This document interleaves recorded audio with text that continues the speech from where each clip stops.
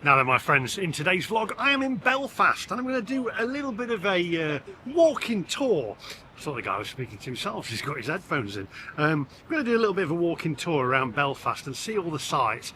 And I've actually done a chat GPT, a little guide to it. I said, maybe a little walking tour, tell me what I should see. And it said, start off at Belfast City Hall, which is where we are now, Belfast City Hall. Then we're going to go to the Cathedral Quarter.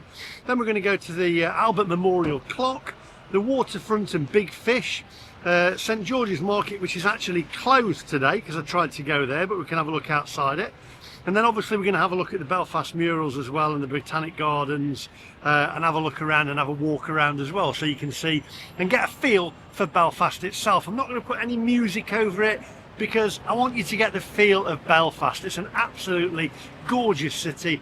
It's vibrant, lots of visitors here as well, and lots to see. If you're new to the channel and you do enjoy this content, at the end, please do hit the subscribe button. It isn't like Netflix. It doesn't cost you anything. Subscription is free. I don't know why they call it subscribe, because it makes it sound like you're paying for something. You're not. It's free entertainment. And also give us a thumbs up. Now, without further ado, my friends, let's go.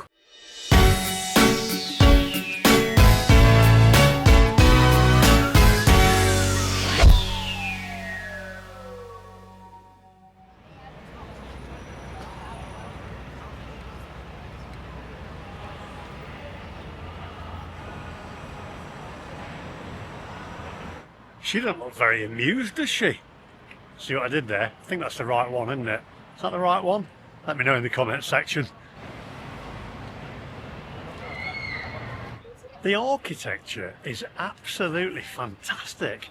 I reckon if you asked an architect to do this and build this today, I don't think they'd be able to. All they can do now is just build glass buildings and metal structures. Look at that.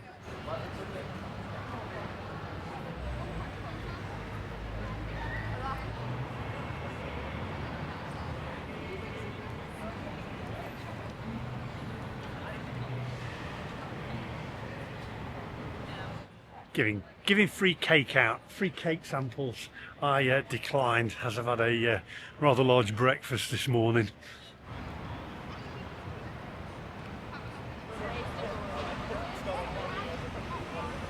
Right, so this part that we're in now is the, I believe, the Titanic Memorial Gardens, because they've got all the plaques over here for all the people, in memory of all the people that lost their lives on the Titanic. So let's have a quick look at that. The people are broken up into their rank. Were they a first class passenger or were they a third class passenger? They were broken into social hierarchy. I'm just earwigging on the tourist guide there, and she says basically when they were admitted on the ship they were in order of class, but these are actually all in alphabetical order, so the captain of the ship is somewhere in the middle or whatever. So there we go, let's have a look at a few of the names.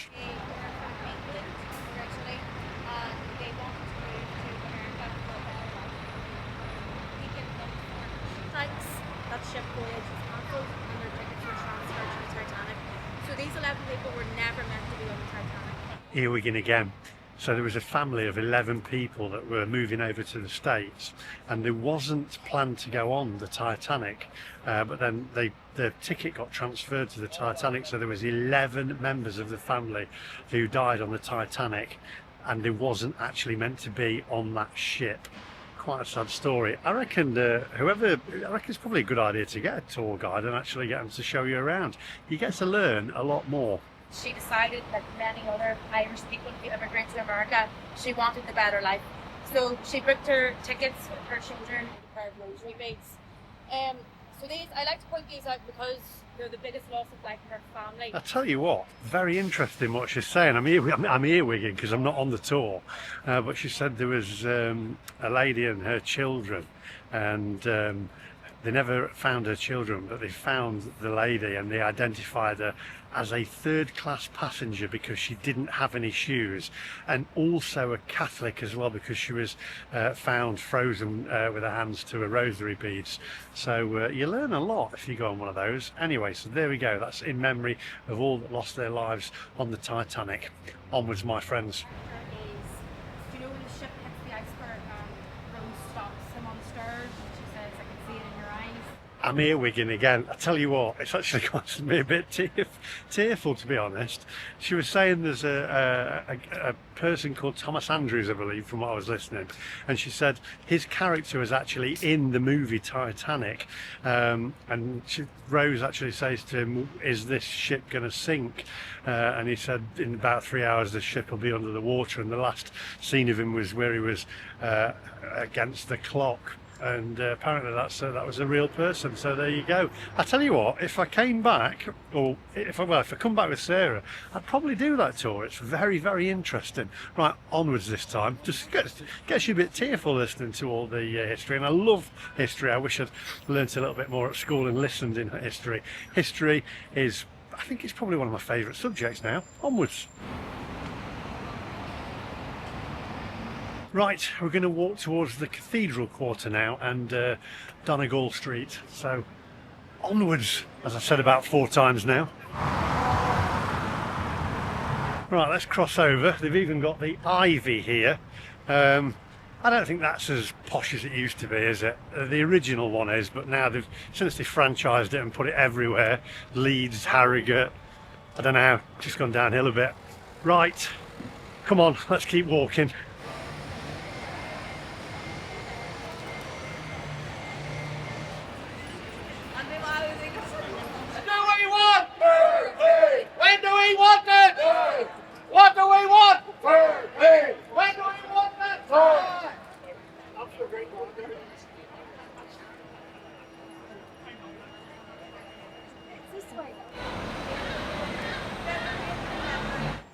Oh, wish I'd brought my shorts.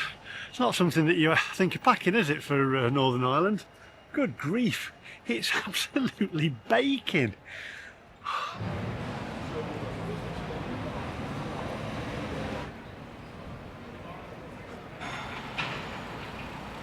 Ah, I've got to go and have a look at this, the Belfast Telegraph building.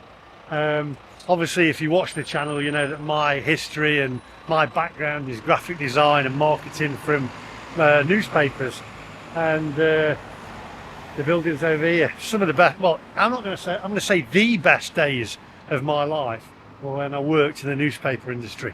Let's cross over.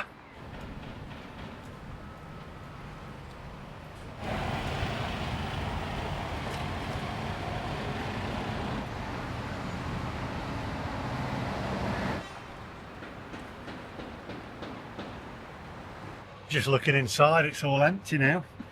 It's sad really, the decline of the newspaper industry, but they couldn't see it coming. I worked there, they could not see it coming. I think I've told you this story before, but I'll tell you again just in case. I remember Rightmove, which if you're not in the UK, it's basically the main place that you go if you want to sell your house or you're looking to buy a house. And I remember it being set up by a guy called Miles. And he came along to the Nottingham Post, which was owned by Northcliffe at the time, I believe, and he offered them a share in it. Basically, it was a new thing that he was setting up, and the newspaper industry and the people at the newspaper said, "Nah, it'll never catch on," because they had the Nottingham Post property guide, and it was huge at the time, and that's where you'd go to if you wanted to buy a house local. And it was like, "Nah, it'll never catch on." And where are we now? There we go. Maybe they should have listened. If only they would have bought a stake in that Rightmove. They could have had like the biggest share in it as well. But there we go, the decline of newspapers.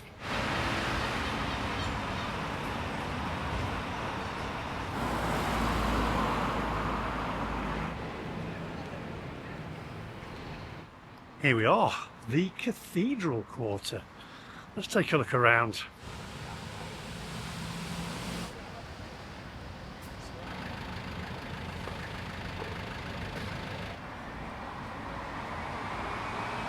Right, Commercial Court, which is Duke of York alleyway, where there's a load of umbrellas apparently hanging from the roofs, etc. So let's go and have a look at that. Ooh, I've got a bit of a dab on.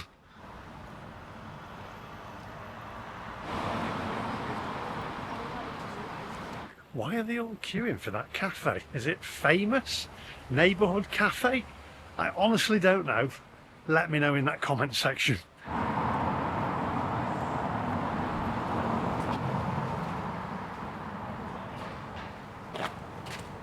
Who does he think he is? Member of E17? It's absolutely roasted. Why would you wear a hat like that in this weather?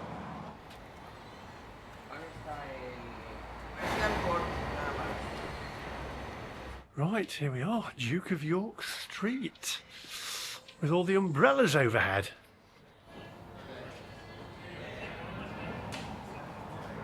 Got all the street names on the building here. What is the significance of that? Here, just have a look.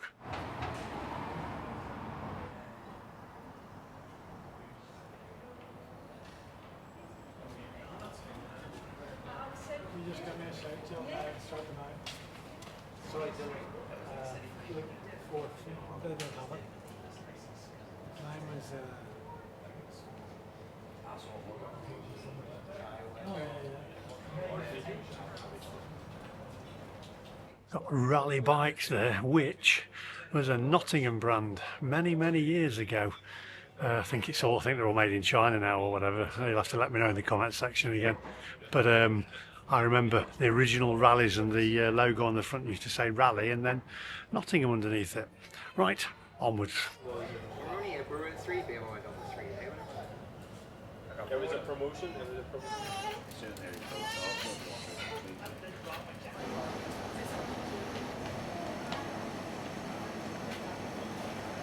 You know what?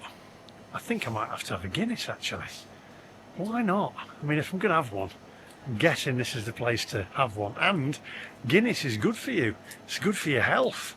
I'll keep talking, but just looking here, it's fantastic inside here with all the Guinness stuff everywhere and all the signs up. What a great pub.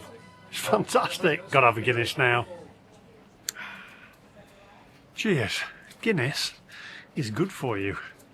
So they said a few years ago.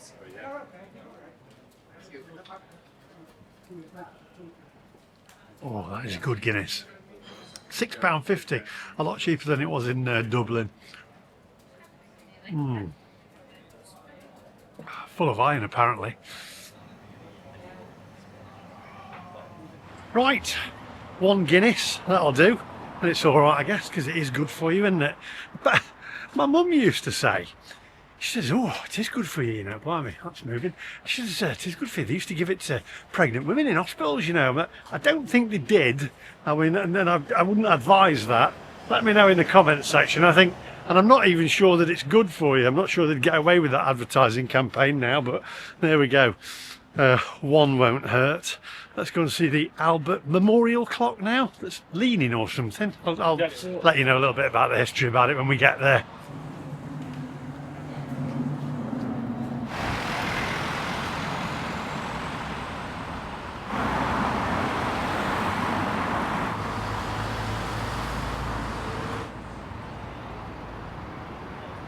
There we go, the Albert Memorial Clock, Belfast's leaning tower, but it doesn't look leaning to me.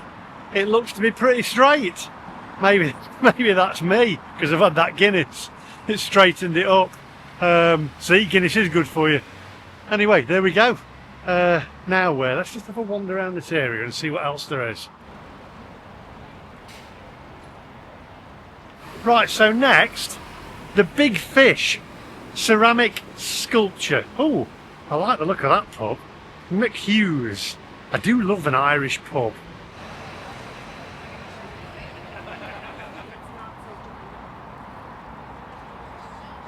Here we go, the Big Fish. Now each tile tells a part of Belfast's story. So let's go and take a closer look.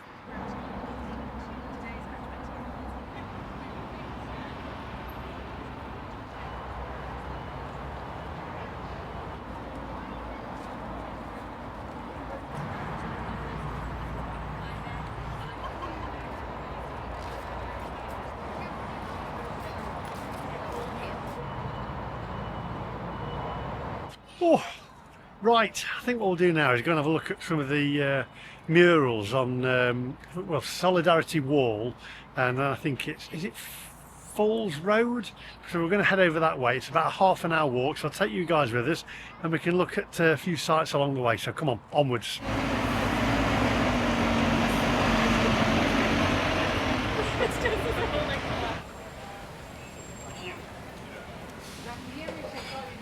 Thank you so much.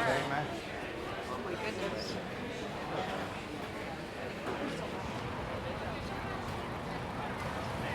Now, I came past here last night and this place was absolutely bouncing. They'd got live music and everyone was dancing and singing. It was fantastic.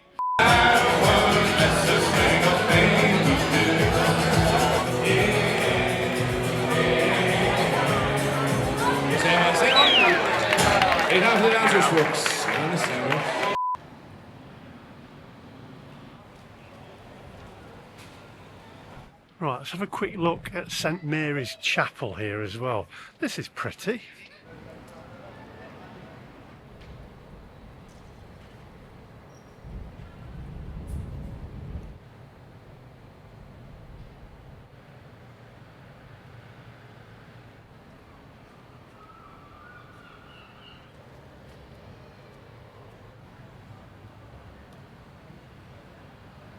Right, onwards my friends. Apparently the BBC are remaking Jesus of Nazareth, and they're having a female actor to play him this time. I say I'm just kidding, you never know with the BBC, do you? Right, somebody will not find that joke funny. I'm offended by that. Well, there you go. Doesn't mean you're right, does it? Let's turn right here.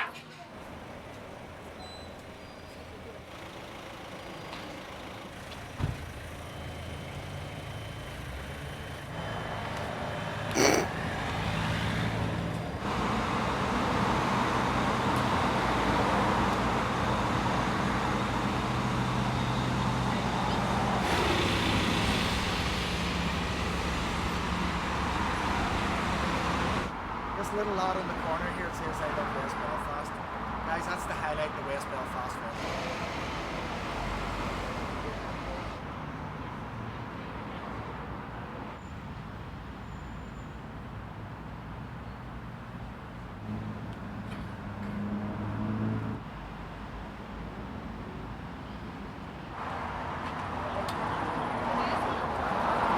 Oh, I am getting a little bit warm now. Got a bit of a dab on. Oh, blimey. Now I came here with a mate of mine about 20 years ago, and it's changed from memory quite a bit, but everywhere does, doesn't it? Right, we're going to go and see these murals and take a look around and then head back towards the city centre.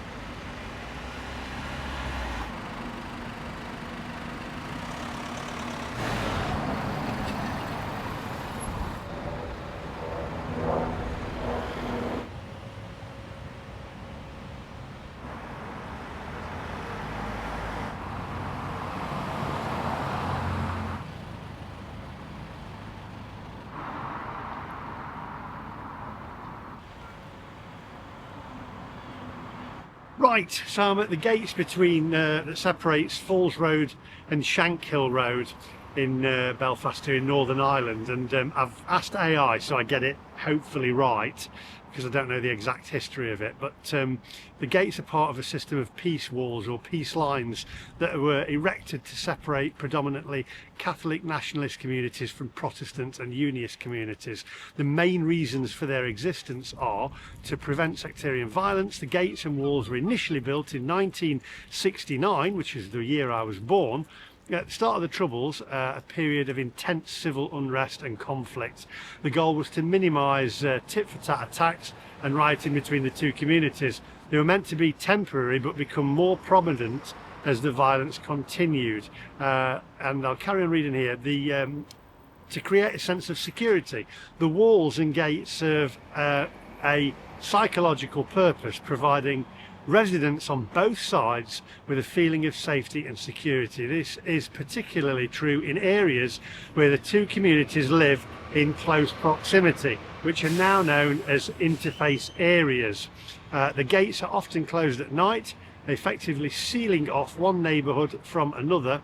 The physical representation of division. The Falls Road and Shankill Road in West Belfast are two of the most well-known interface areas, and the walls there are among the most prominent.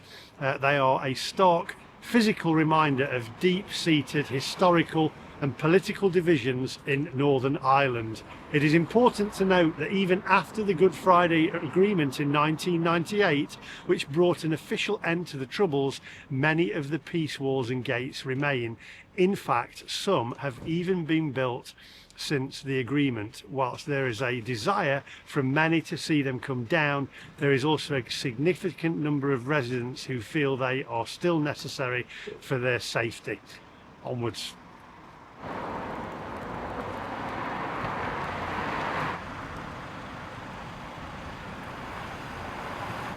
Right, we walk through these metal gates here, look. There's barbed wire over there.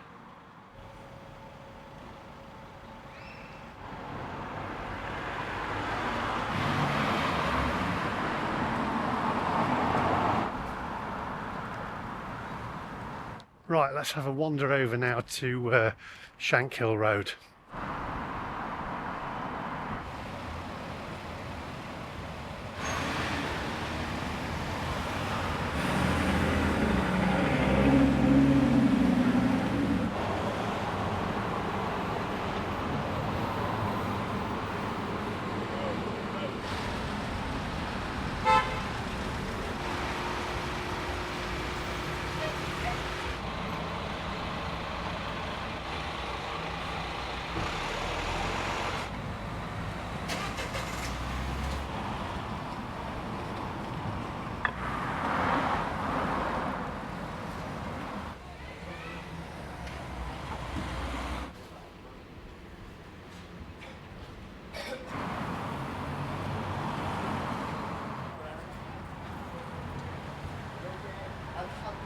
Northern Ireland existed as a country, and they've always had the aim of pushing the British out of Ireland.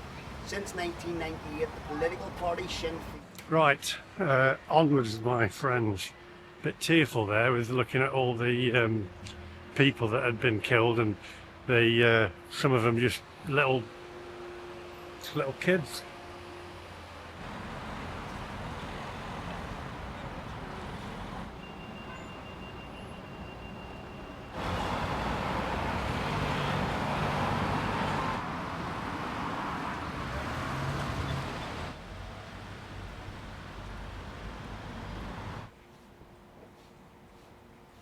Right, let's walk back. Walking back through the gates again. It feels strange to walk through these gates. Obviously, you can't even begin to imagine what it was like back in the day. Right, my friends, well, that was Belfast in a day. I think I'm going to wrap this up here, because now I'm going to go and film another video, which is John Long's fish and chip shop, which is the oldest fish and chip shop in the world. No, it isn't. It's the oldest fish and chip shop in Belfast, I believe. And it's supposed to be really good. So I'm going to head off there now, do a little review. So make sure you hit the subscribe button for that one. Subscription is free, remember. It isn't like Netflix. It won't cost you a penny. It's not a monthly subscription. It's not going to come off your credit card or anything like that. So hit the subscribe button and click that little bell for notifications when I upload new videos, and I'll see you guys in the next one. Thanks for watching, and give us a thumbs up as well. Bye bye.